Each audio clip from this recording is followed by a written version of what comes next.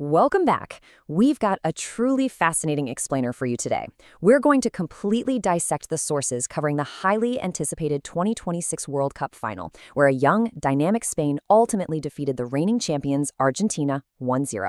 And we're not just looking at the final score here. We're going to break down the tactics, the deep-rooted history, and the monumental generational shifts that made this match an instant classic. Let's get right into it. Okay, let's dive into this. To make sense of this monumental game, we'll break it down into 5 key areas. First, the end of an era. Second, the ultimate turning point. Third, passing the baton. Fourth, the master and pupil. And finally, a new reign begins. So the crucial narrative hook framing our whole explainer today is this. How exactly did the reigning champions lose their crown? Because, as our sources reveal, this wasn't just a case of bad luck or a bad bounce of the ball. It was a precise combination of tactical mastery by Spain and emotional failures by Argentina that ultimately decided the fate of the cup. Moving into Section 1, the end of an era. The reigning champions falter. Heading into this match, there was a widespread expectation of a storybook ending for Argentina. According to the analysis from Goal.com, for the last 2 World Cups, Argentina could always rely on a Lionel Messi moment of magic.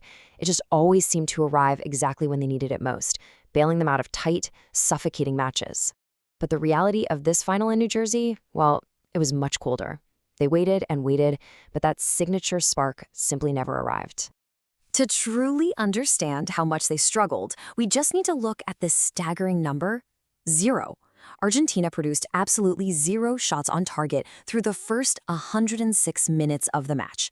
Spain's suffocating possession completely starved Argentina's forwards of the ball, dictating the entire tempo. For a team attempting to become the first nation since Brazil in 1962 to retain the World Cup, they were completely neutralized. They were content to wait for a time to strike, but Spain's tactical dominance meant that time literally never came. Now, contrast Argentina's offensive collapse with this number: 37.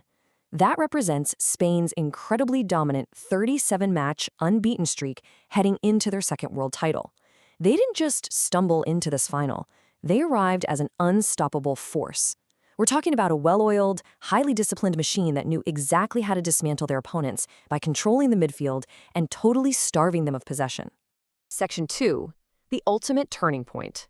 The sequence that doomed Argentina. So the crucial point is exactly where the game slipped away. After 90 minutes of scoreless, incredibly tense football, things unraveled in extra time. At 93 minutes, just 3 minutes in, Enzo Fernandez is sent off, picking up a really foolish second yellow card for clattering into Cubarsí. It's definitely not the masterclass in discipline you want in a World Cup final. This left Argentina a man down and desperately chasing shadows.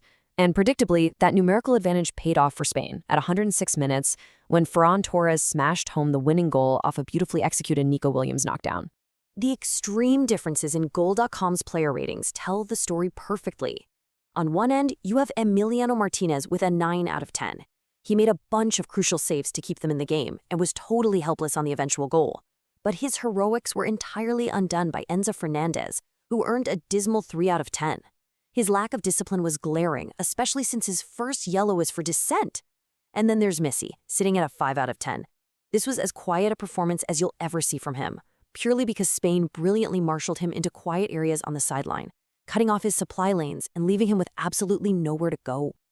Let's move to Section 3, passing the baton, a generational clash on the pitch. And this brilliantly illustrates the incredible 20-year age gap between the master and the prodigy.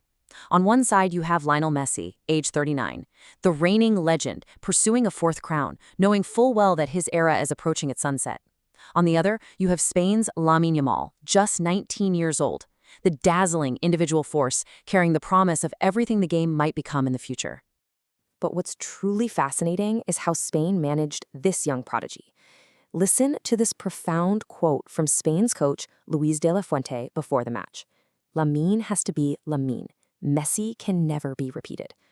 De La Fuente successfully shielded his 19-year-old star from the crushing, suffocating weight of being compared to the greatest player of all time. He allowed Jamal the emotional freedom to just play his own game, completely without the burden of history on his shoulders. Section 4, the master and pupil, a tactical duel rooted in history. Now, what's really interesting about this history is the deep connection playing out just beyond the touchline. Back in 2017, a recently retired Lionel Scaloni enrolled in the Spanish Football Federation's UEFA Pro license course at Las Rosas. And one of his instructors? Yep, Luis de la Fuente.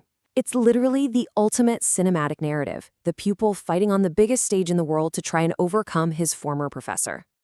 Let's see how this builds into their vastly different coaching visions. De la Fuente represents institutional continuity. Managing Spain's youth teams since 2015, he knew these players long before they were global stars. He helped shape their development right from the ground up. Scaloni, however, had a totally unconventional rise.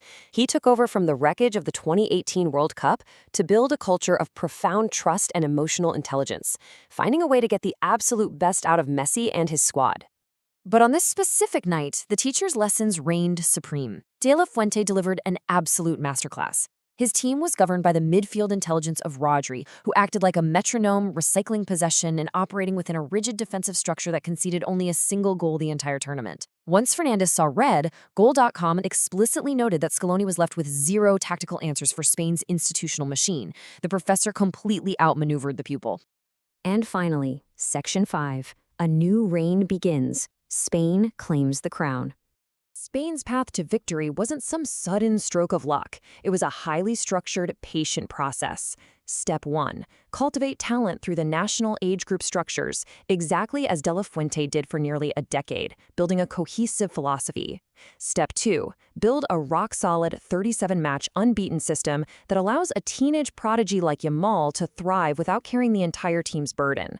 And finally, Step 3. Execute the plan flawlessly to dethrone the reigning champions in extra time. That is exactly how you win a World Cup after a 16-year wait. So, as we wrap up this explainer, we are left with a brand new reality in world football. The baton has officially been passed from Messi's Argentina to Yamal's Spain. But looking at the sheer tactical discipline, the youth, and the institutional strength of this Spanish side, who can possibly challenge this undefeated machine in the years to come? It's a massive question, and one that should leave every football fan eager for the future.